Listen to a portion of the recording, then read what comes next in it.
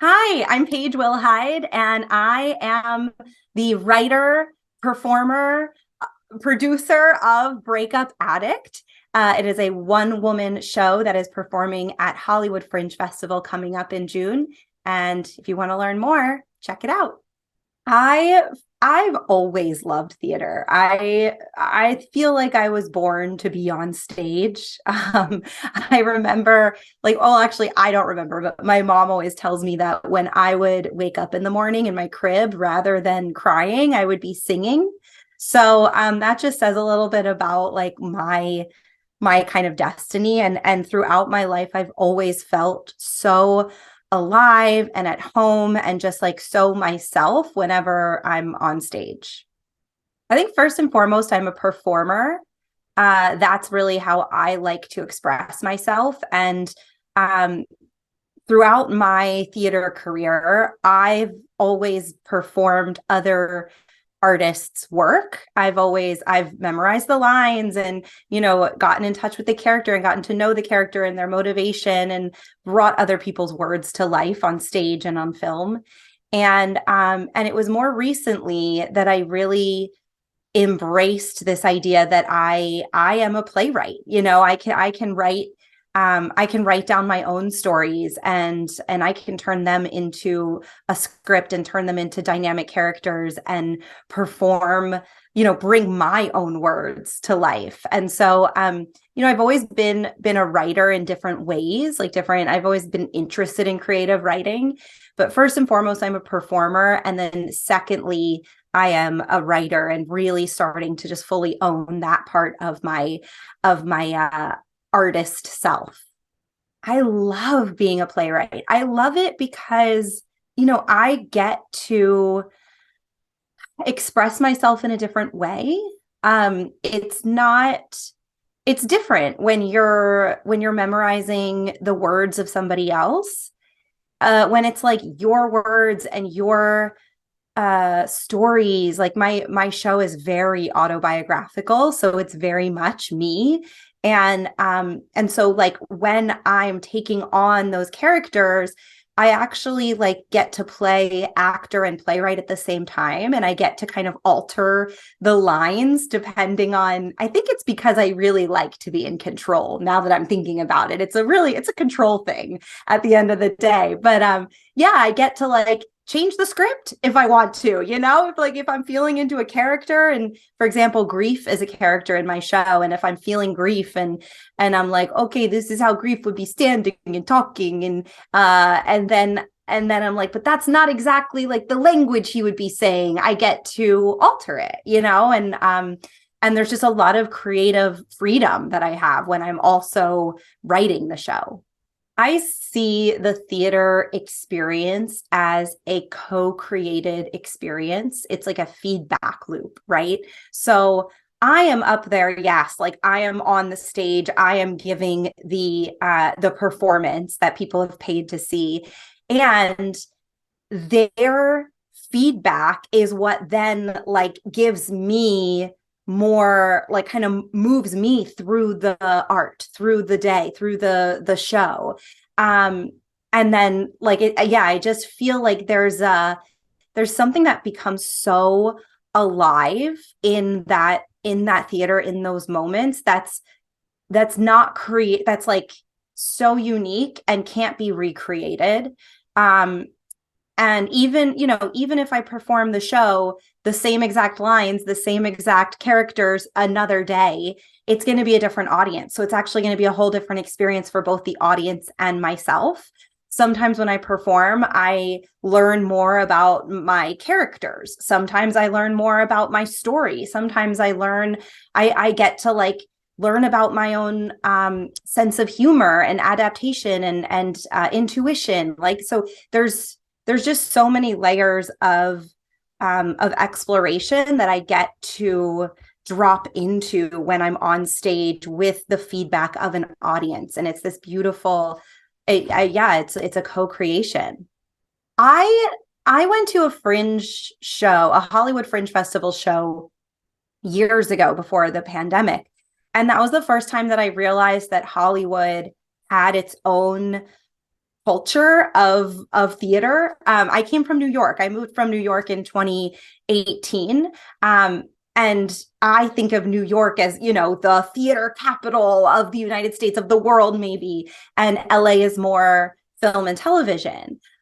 So getting to go to a Hollywood Fringe show was really special because it just got my it brought my awareness to, oh, there actually is a theater community here in LA. And that's really exciting. It wasn't until years later when I was working with my coach and director, Jessica Lynn Johnson, on my show that I even thought of the possibility of me performing my work at the Hollywood Fringe Festival. So that the first time I heard about it was years ago. And then just getting this opportunity to perform this year it's like a dream. It really feels like a dream come true.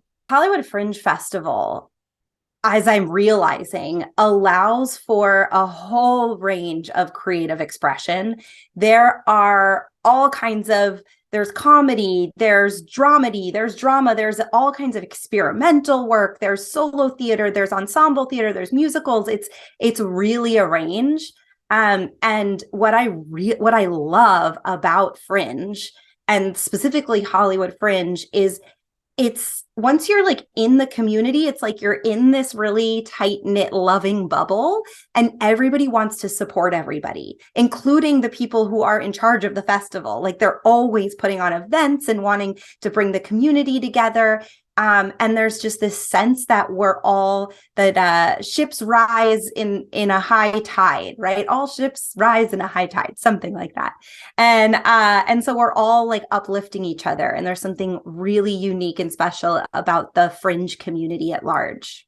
I think when there's a really true piece of art that comes through you, it can't be ignored. And that's kind of how I ended up writing Breakup Addict. So I went through two quite tumultuous heartbreaks back to back with very unavailable people. They were very different, but also had so many similarities to these two situations. And as I was realizing that there was that I was the common denominator in both of those situations, I was okay, I need to change something. It's not them. It's what can I change in order to be better and have better relationships? So I started going to meetings as part of a 12-step program for sex and love addiction. And I worked with a sponsor, and my sponsor told me that for the first 30 days, I was not to interact with any love interests at all, which generally for me are men. And so I was in withdrawal from my favorite drug, men.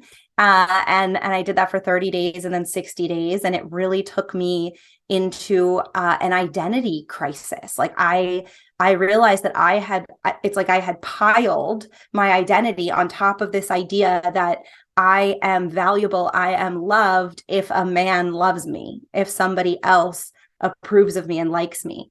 And when that piece, when that core belief crumbled, everything else did too.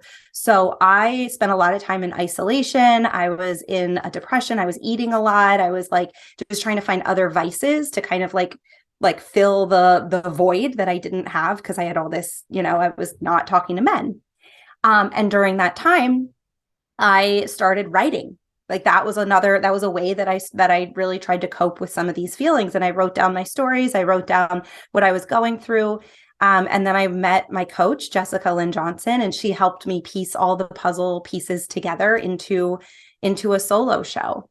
And I really channeled all of that excess power and energy that I would have just put out into the world, into trying to be in a relationship or get love or sex. All that energy I could now channel into my art and into Breakup Addict. So Breakup Addict opens with me, my character of Paige, sitting in a 12-step meeting, in her very first one, and is having is kind of seeing herself for the first time in a really eye-opening and painful way, and seeing oh, you all are sex and love addicts, and I think I might be too, but I don't want to be. And so there's like that admission that starts the show, and then it travels through different stories, how she got there, and then eventually like looking at some of her patterns in relationships. And the thread of the story is it tracks through the 12 characteristics of sex and love addiction. And even if you don't consider yourself a sex and love addict, even if you don't consider yourself an addict in general, the characteristics of sex and love addiction, I think, are something that everybody can relate to in some way or another. So those are really ways that I like to use. They're like pillars that I like to use throughout the show, anchors to support people in seeing themselves and their own patterns and their own relationships in my story. So it tracks through that, and then eventually I come to a realization that I need to be on my own for a little while. And I make like a really hard choice to set boundaries with some of these men and to really take care of myself and go on a self-love journey. And it kind of comes around the other side for me like loving myself again. I really want this story to be told. And I think it's a story that gives people a lot of freedom and approval for their own relationships, for spots that they may be in their breakups, in their dating situations, that like we think we're the only ones. We think like, oh, nobody else has to deal with, feeling lonely and wanting to numb out because I feel lonely, or nobody else has to deal with having struggles setting boundaries with other people. Nobody else has to deal with being afraid of being abandoned all the time and how that shows up in relationships. And these things do show up for people, and so and there's absolutely no question that this story has to be told. And I'm local to LA, so I'm like, the best place to do it is the Hollywood Fringe Festival, and the best place to really start to hone the show, and get feedback from audiences and really feel like the power of it here at Hollywood Fringe. So that's I think that's why it has to be in the festival. Even though it's a solo show, it's pretty impossible to do it alone. I have an amazing director and coach, Jessica Lynn Johnson, who's also an executive producer. I have another executive producer, Heather Dowling. And together there's a really beautiful solo theater community, Soaring Solo. And so within that community, I have so many comrades and friends and people who are also in this solo theater journey with me. I also have a publicist for Fringe. I run my lines with my mom, my sister, like anybody who will like support me. It's really, it takes quite a village. I also have, and I talk about this in the show, but an incredible support system of women. Like I really had to heal my relationship with women in order to have the life that I have now. And so I really turn to them when I have feelings of, oh my God, can I do this? Oh my God, am I good enough? Oh my God, like I'm comparing myself to all these amazing talents who are in Hollywood Fringe. Like, how am I going to match up? So whenever like those limiting beliefs come up, I have an incredible support system of women that I can turn to. So it is not a solo journey, even though I'm up there by myself. It's really my hope that every audience member walks away feeling changed in some way. And when I say changed, it's like, oh my God, Paige saw a part of me that I have not wanted to talk about or share, or that I didn't really want the world to see. And she gave me so much love and approval for that thing that I can now work with it. I can now like take that, that deep fear that I had that I would be alone forever. This is just an example, but like, that deep fear that I had that I would be single and alone forever. And I can now share that with somebody, or I can go get therapy, or like I can work with a coach and get some support. Or I can like read a book or listen to a podcast, right? So I want people to walk away feeling like a part of them got really touched and fully seen and loved in my show. And yeah, it's that would be like the greatest gift ever. What I've uncovered on my healing journey is we heal when the parts of ourselves that feel the most unlovable are seen and fully loved. So the parts of ourselves where we feel shame, or we feel guilt for walking away from that relationship, or we feel so alone because everybody around us is engaged and getting married and having babies and we're still single. So these are just some examples, but it's like the little tiny parts of us where we feel like that we can't love fully, right? Healing happens when someone else gives us permission to love that part. And that's ultimately what I want to create with this show, is giving people permission to love parts of themselves that they previously would be hiding or ignoring or trying to run away from. And I think that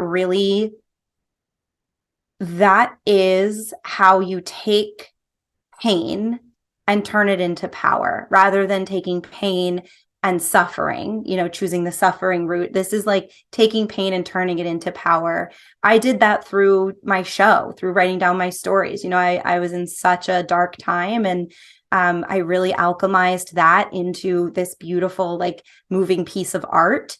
And I think the art is just going to continue living on. It's going to have its own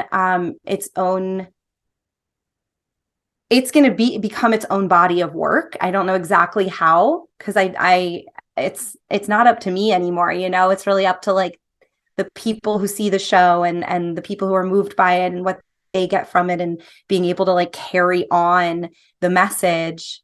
But at the end of the day, yeah, it's like, really, can I love the parts of me that I think are the most unlovable?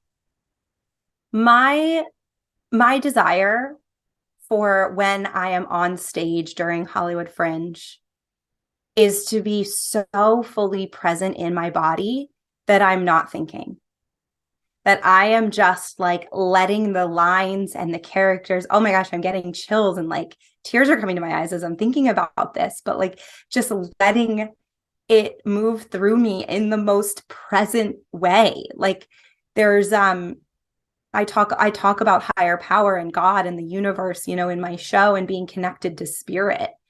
And I think one of the reasons that I love performing so much is because that's when I feel most connected to spirit, is in that moment. And so, yeah, my hope is that I really get to fully be out of my head and fully just like channel the art through me. Theater is my church. It really is. There is something that doesn't really have words to put to it that happens when I am on stage and I'm in connection, like true connection with the audience, and we can co-create the experience together. So I get to offer like my whole expression, my words, my characters, my voice, my body, and they get to respond to it, right? And then that then feeds me to keep going and offering more, and then they respond, and it's this like, it's like a spiritual dance.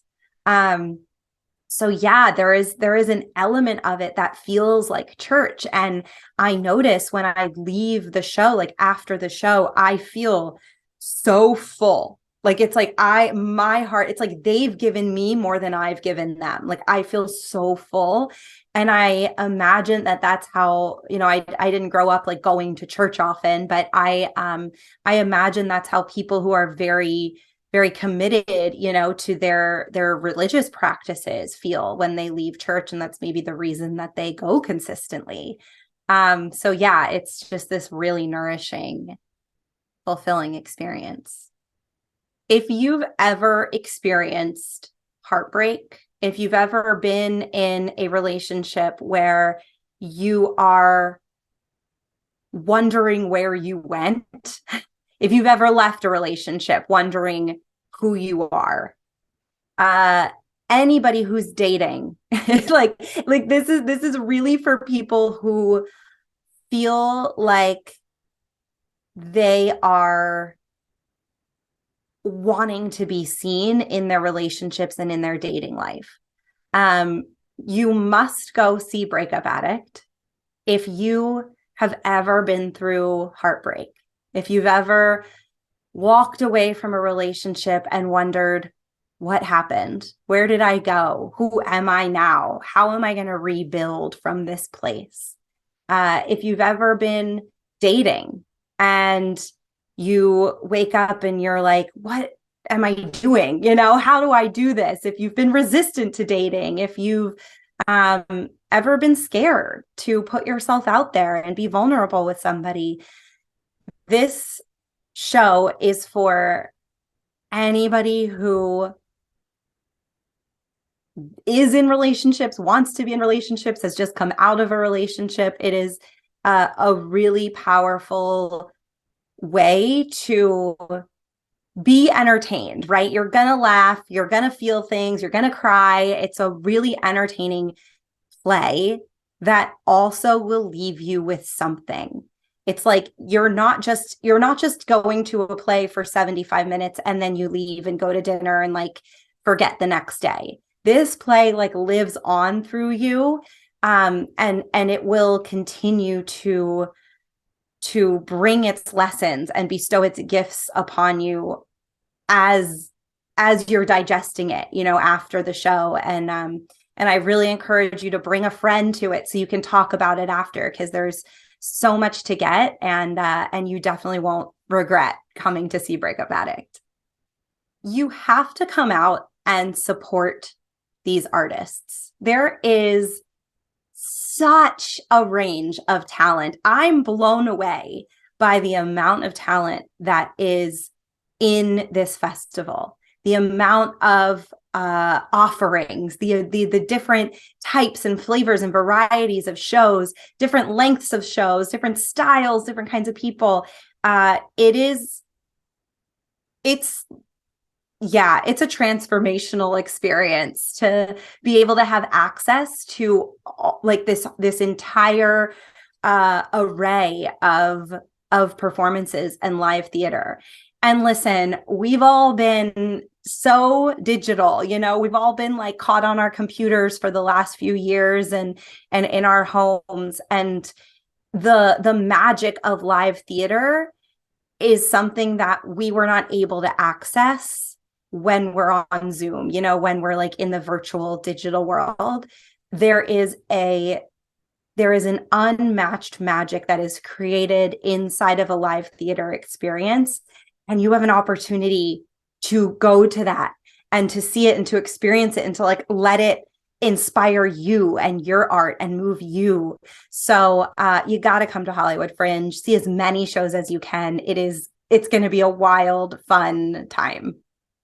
When I first moved out here, I was very surprised by how abundant and rich the theater community here is in Southern California. And so it's really important that people come out and support that.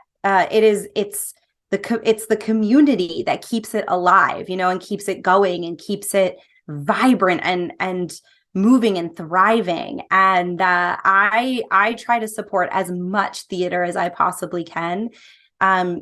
There's like such a richness to communities that have theater, that have art like this, that have like living, breathing experiences that people can engage with. So, yeah, there's so much to get, and it's really important to be part of it, to be part of it in whatever way you can, whether it's contributing donations or buying tickets and going out and supporting, or volunteering, or creating your own art. There's so many ways to engage with the community. And it is such an amazing community. It's such a beautiful way to tap into, to community and culture and local art. It's definitely not cheap to put on a solo show by any means, and so I really had to reach out to my community. I was able to fund a lot of Hollywood Fringe through my business, and I've gotten support through donations. I'm running a crowdfunding campaign right now, a GoFundMe, and that's specifically to take my show once it's through Hollywood Fringe. I'm going to Edinburgh Fringe in August. So the funds for that are to take my show to Edinburgh. And I do workshops, I do coaching, I host karaoke and trivia. I have a lot of gigs to support me in funding this venture. And I really trust that it will pay off, and it already has paid off in feedback and receiving love from the audiences, and I trust that it will pay back in a financial ROI as well down the road. I'm Paige Wilhide, and I am going to be performing my solo show, Breakup Addict, in Hollywood Fringe Festival coming up in June. There's 3 dates in June: June 4th, June 16th, and June 24th. June 4th at 5 p.m., June 16th at 9 p.m., and June 24th at 2 p.m. And it's at the Zephyr Theatre in Hollywood. And anybody watching, you can get a discount with the promo code STAGE. So just type in the promo code STAGE and you will get a discount on your ticket. And I can't wait to see you there. You can also visit breakupaddict.com for more information about the show, upcoming performances and workshops. And you can follow me on Instagram at Paige Wilhide. The best way to talk to me if you want to get in touch.